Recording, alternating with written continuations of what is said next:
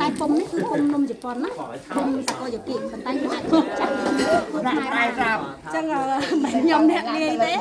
លាយបងស្រីខ្ញុំគាត់អ្នកលាយម្សៅចឹងនៅក្នុងម្សៅហ្នឹងគឺអត់ដឹងថាលាយអីខ្លះហើយប៉ុន្តែរសជាតិគឺ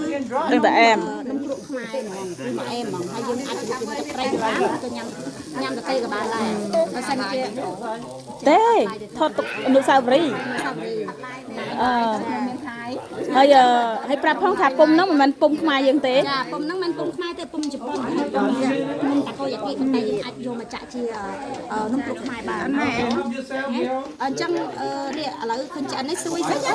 ឡំចូលពីស្រួយបងប្អូនឃើញទេតំណងបងប្អូនសាក់ពុកសាក់បងបានជាមួយថារសជាតិ